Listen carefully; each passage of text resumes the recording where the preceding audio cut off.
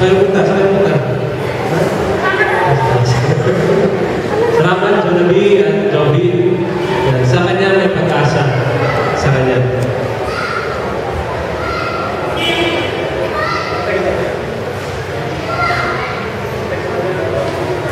Ngayon na po yung ating 2012, no? Monthly special. Last month, ano yung pinag-usapan natin? Nanay Elsa. Kumataas pa yung memory.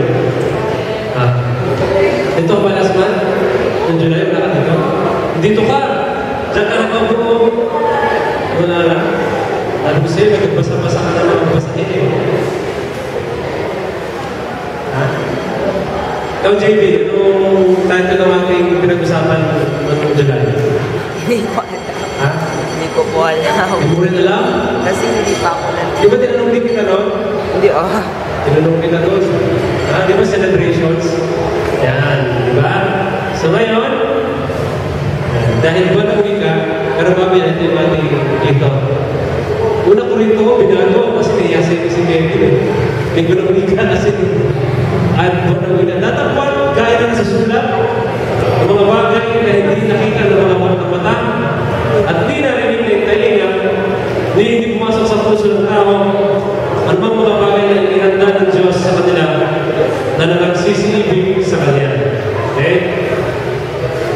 Ito ang buwan ng Agosto ay buwan ng wika. Ang tema ay tatag ng wikang Pilipino.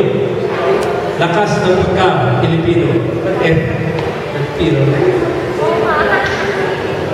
F na tayo. Pilipino. wika daw. Pinoy ka ba? Pinoy? Aragan ba? Uy, Pinoy ka ba?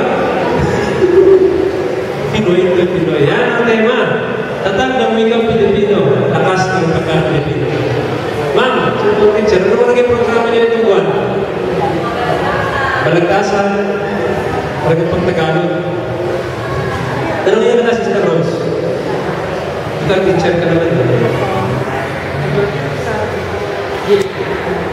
Si Rose. Bakit mahalaga ang wikang Pilipino?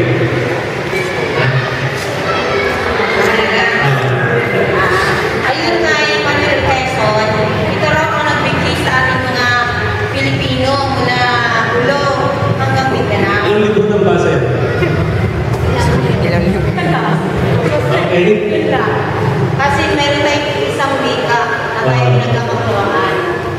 Ma'am Sally, bakit mahalaga ang wikang Pilipino? Ha? Tatag ng wikang Pilipino, lakas ng pagka-Pilipino. Ang tinuturo niyo sa estudyante? Sige.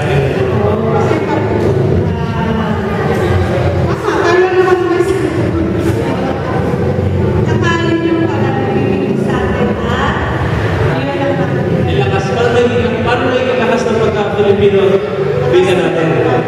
Paano naging lakas? Doon nag-express mo yung gustong sabihin sa pamamagitan ng yun ang nagiging avenue mo para maging express mo yung Yes, salamat. Sarili, ikaw. Bakit mahalaga ang pag sinabi lakas ng pagka-Pilipino? At mahalaga ang wikang Pilipino? Sa akin po, ang tanong ay bakit mahalaga yung Ganda na sound ko. Hindi na tanong ba? Ang katigaw na yan. ano po ang kalagayan sa Pilipino? Bakit mahalaga? Ang wikang Pilipino. Ang sagot po dyan, mahalaga.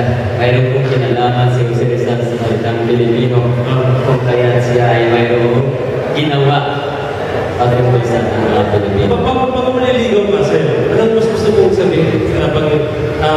Gamitin, wikang Ingles o Pilipino? Mas maganda ang wikang Pilipino. Bakit?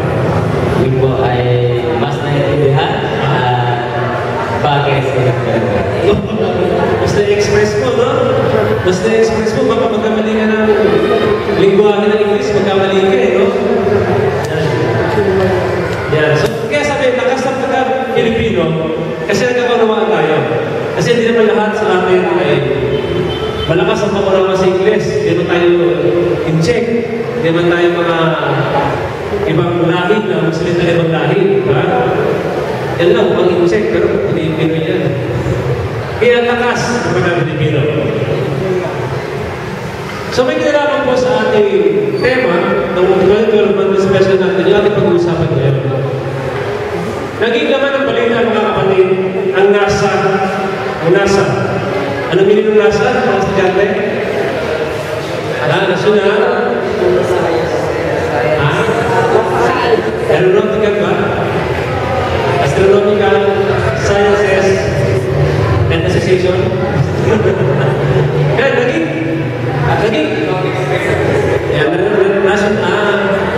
National Aeronautic Space Administration. Naging kapala-kapala ang NASA. Naging kilala sila ngayon. Dahil sila po ay muli nagpahatid ng isang rover sa Mars. Papalag yan. Aware naman yata kayo, di ba? Oo.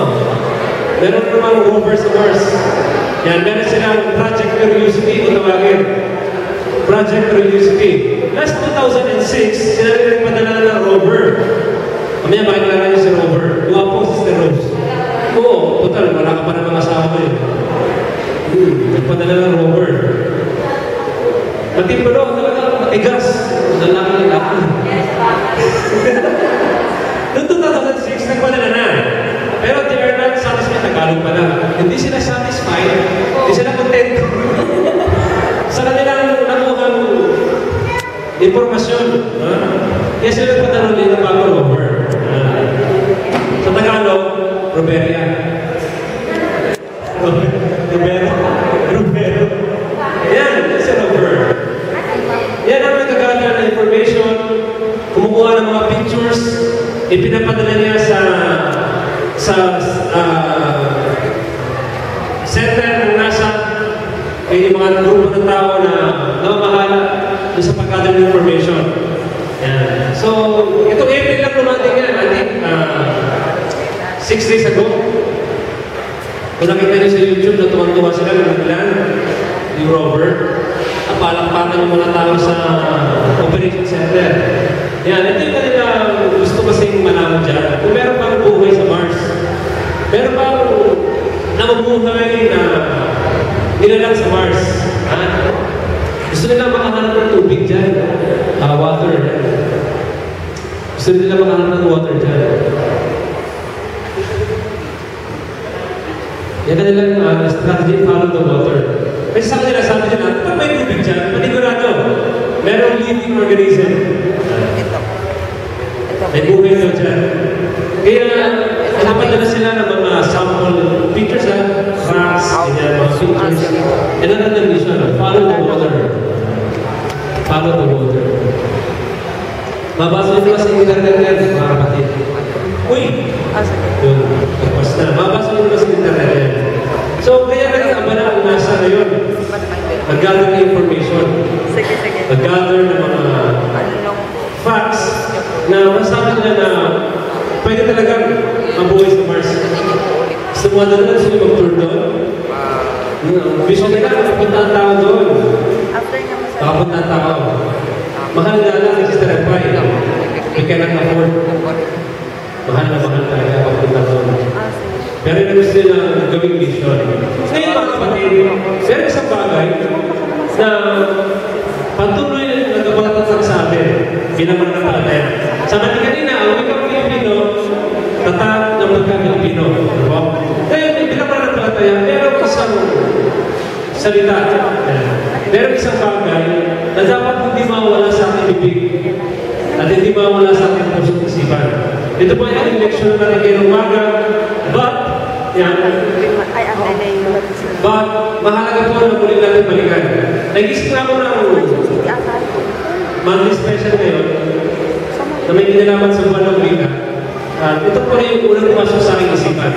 Ang pag-usapan natin, ang 20 wonders of Jesus' second coming in New Jerusalem. Ang second coming sa New Jerusalem, kaya ligtas pa rin ako, 2012. Isinarba na lang eh. Naging 20, wow. Kung tawagin mo, wow. W-O-W. Wonder of Wonders. Yeah. Jesus second coming in New Jerusalem. Meron mga dalawang programa ako bibigay. Marami ba eh. Siyempre, 2012 na. Na wow. Yeah. Wonder of Wonders. Kaya 20 wow. Yeah. 20 wows. Hindi ang Palawan, hindi pa ibang lugar. Okay? Simulan natin. Kalagitnaan, mga isang-po ay muli maghahatid na mensahe ng awit si Jonathan at John Benito. Kaya, tama kayo. Isa naman. Awit ito. Tsaka announcement. Una, yan, sa Matthew 25:31, when the Son of Man comes in His glory, and all the angels with Him. Yan, and all the angels with Him. Gano'ng marami ang angel? Sister Elsa. Gano'ng marami? Dagsa. Ay, laksa. Ay, sa komentary mga kapatid.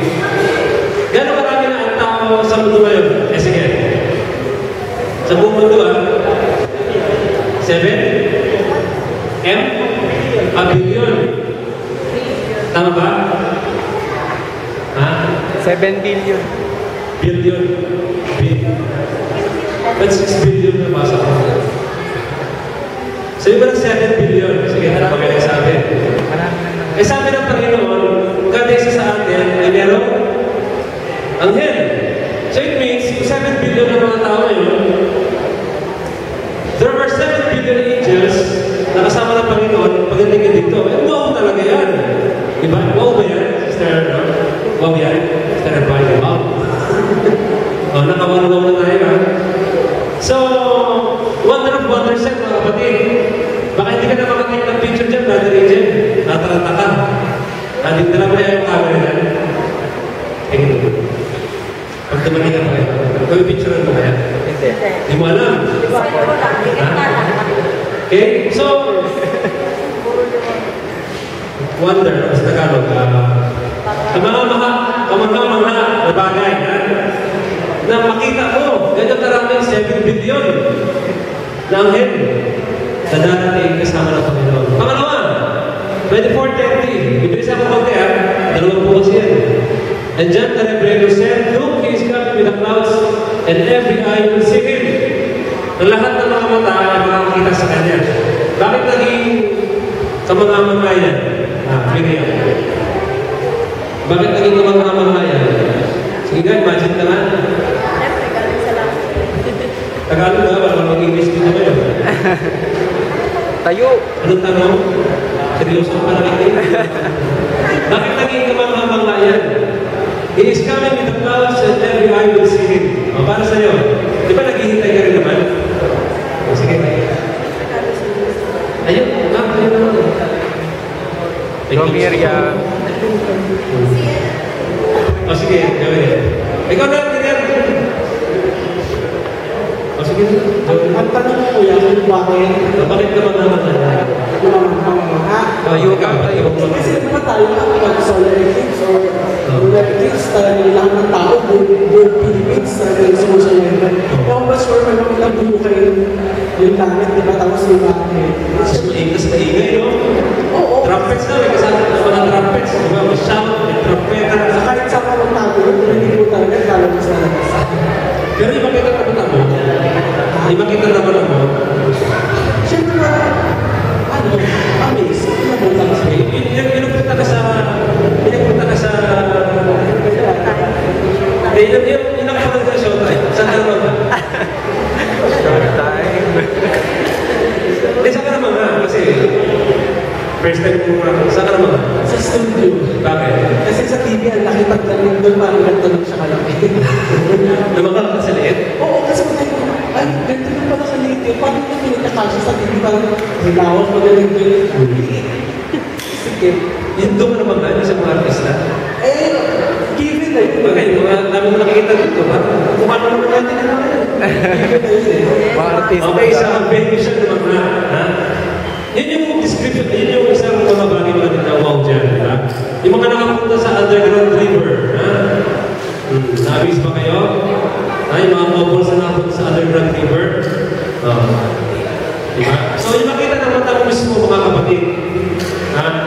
Isang malaking bagay yan na inapakan natin lahat. Pangatlo, dalawang po yan,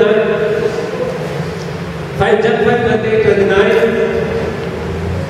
All who are in the graves will hear His voice and come out. Those who have done good will rise to live. O bakit kaya wala yan, Sister? Naiiyak ka. Ba't nakasama yan dyan?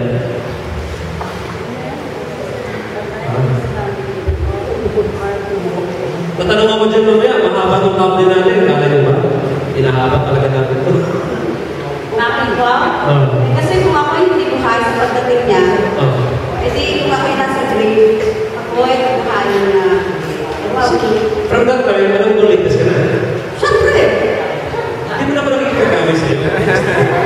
Tatanong ka lang naman. Wow nga eh!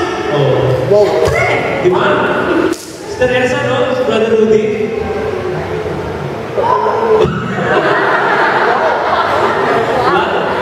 Wow! Diba? Kung ikaw patay, tapos pagdating ni Kristo, magmata ka pag ikaw na buhay, susunugin. Diba? Wow!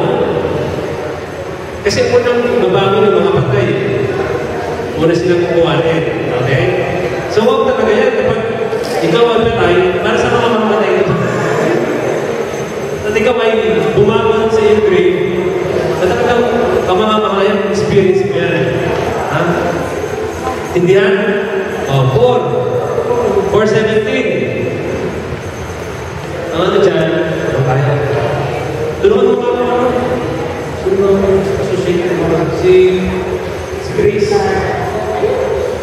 Hindi, si Grace. Nag-interview ba doon?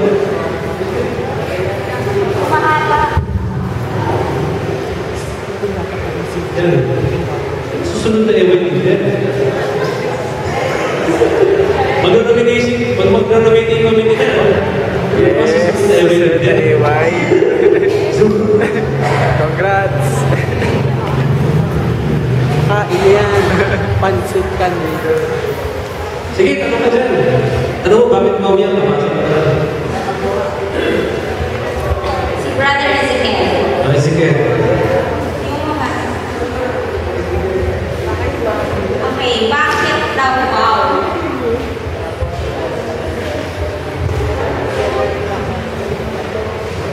Ako kasi iba yung mga lectures natin sa langit.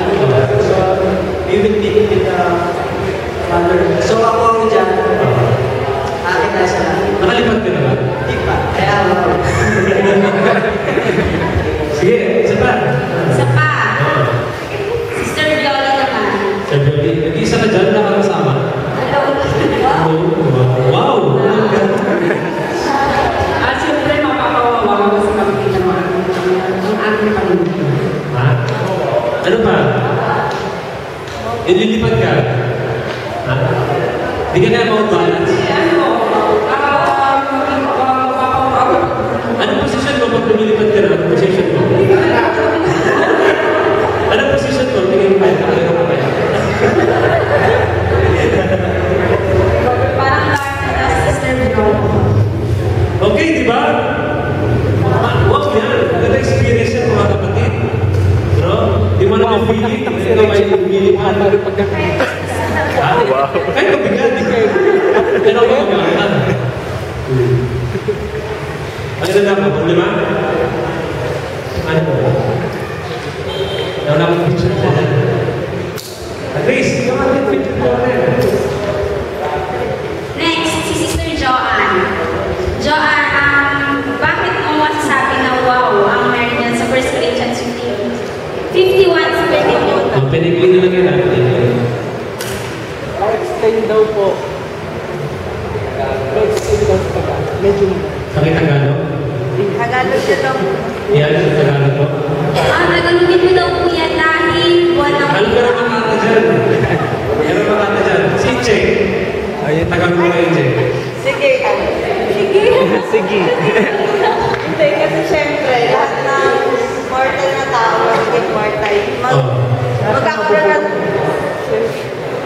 lahat ng tao, hindi na wala nang mamamatay, lahat na mabubuhay sa langit. Bigyan mo yung mic kay Che. Check. Meron ako sa'yo.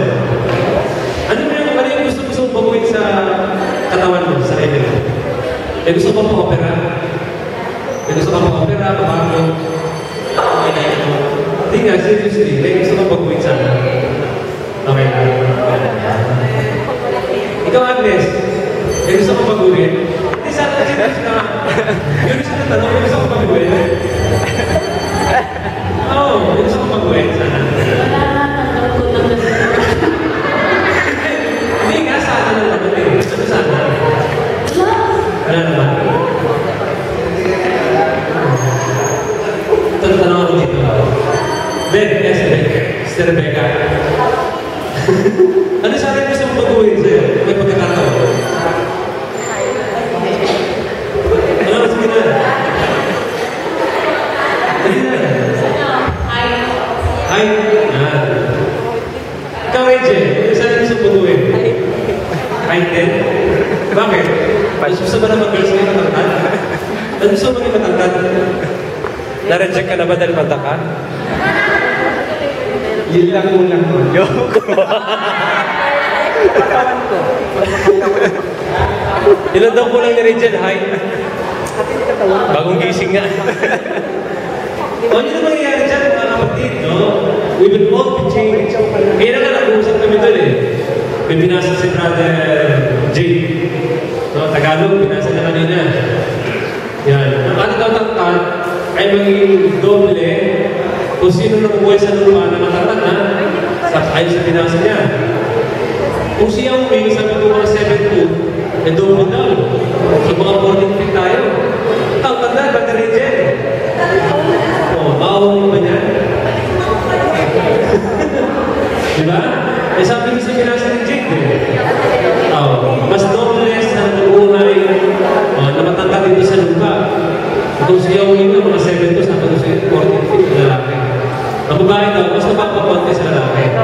Aalis na sa balikan. Yun yung tangkad ni Eva at sa kanila. Huwag yan may gustong baguhin kasi ngayon. Dami na pa-opera. Yung mga pagkapalit sa katawan, normal na lang sa tao yun eh. Hindi naghanap sa akin yan. Proud pa nga sila, nagpapare ng ilong, nagpalagay ng botox. Kasi na biyoli yan, kasi po. Magkano to? 7. Sa Revelation 21 verse 3, yan. Next natin tatawagin si Brother Sam. Sam Michelle. Bakit po wow? Sige, basahin ko. Wow, siguro kasi kasama ko lang ng Diyos sa aking buhay. Wow! Tama naman, di ba? Ikaw, Grace, bakit ikaw yan sa tingin mo? Wow! Kasi, dito, di ba, pinag-aaralan natin or believer tayo, di ba, naniniwala tayo sa kanya, pero hindi pa natin siya nakikita. Sa araw na yan, pag nakita na natin siya, wow yun, di ba? Kasi parang lahat ng pinaghirapan mo, na nasunod na kasi magkasama na kayo, di ba? Diba? So, sa ngayon, dahil tumati yung feeling sa ngayon, dahil imagine, sa akin na natin masaya. Next! Yan. Tawag. Si Brother Jason. Hindi, gusto ko dahil dalawang tulad na natin. Brother Jason. Every tear. Iyak na kayo. Every tear he will wipe every tear from their eyes. So, Brother Jason. Alam mo ba kung umiyak ba siya? Alam mo kung umiyak ba? Umiyak ka na ba? Ito mga nakatawa. Basta umiyak na siya. Bakit? Saturday na. Bakit ka umiyak?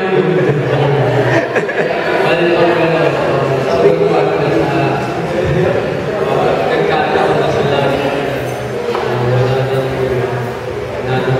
Wala na, heartbroken. No comments. Papa as sister. Yes. Bakit ba umiyak?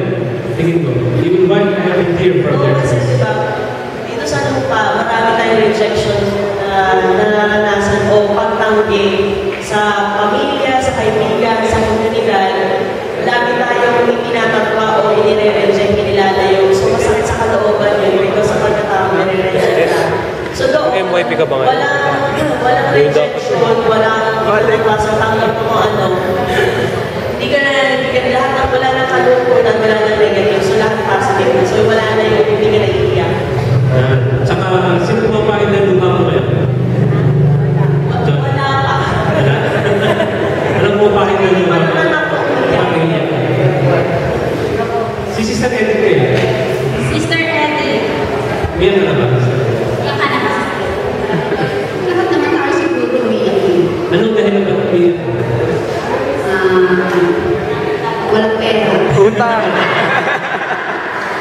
lang.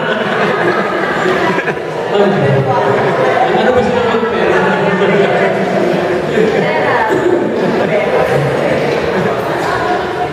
Mahirap nga naman pag walang pera. Next. Yan, natawag ka muna. Okay, next. Kung tatawagin, si Brother Joel. Bakit? Wow! Alam mo, makaligtas ka. Yan.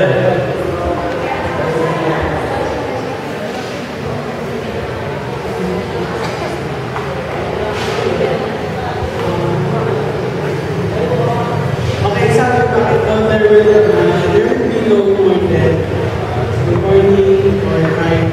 Siyempre, marami kasi sa atin problemado dyan eh. Kaya talagang sobrang lungkot, tapos maraming pain nga, maraming ang galing na tao. Wala kang mararamdaman ng ganyan. Siyempre, wala ka ng problema kasi siyempre kahit forever ba, ikaw, habang kaibigan kita, pagdating doon, habang buhay kasama ka, hindi ako baka magkasakit to, hindi na to iiyak, hindi na to masasakit. Yung pagdating doon, wala, happy-happy. Everlasting life ang dead. Sabi niya. Hindi yan pala. Ito. Okay. Si Brother Robert. Si Brother Perlo. Brother Robert. Brother Robert. Ano po ang meron at bakit po wow ang meron sa verse 18 ng Revelation?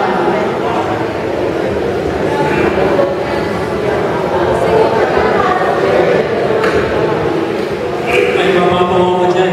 Kasi puro gold dyan eh. Kasi bahay namin, semento lang yun eh. Ito ang talagang mapawa ko dyan. Puro gold. Mapapawa ko talaga. Yan. Nakita ka lang ang gold. Yung pure ha, sa picture lang. Ito na yun. Siya nakita lang pure gold. Pure gold. Nakita ka na? Diyan daw sa may sukat. May pure gold dyan. Sukat. Ay, buong ganun din. Sa bangko, meron daw. Magawa nga ng pera. May gold kasi yung pera natin. Ako, di pa nakita ng yung gold. Sa Saudi. Tayo talaga ako. Tayo talaga ako. Wala sa atin. Pure gold, ang dami kaya. Yung parko nga, magiging pure gold. Diba?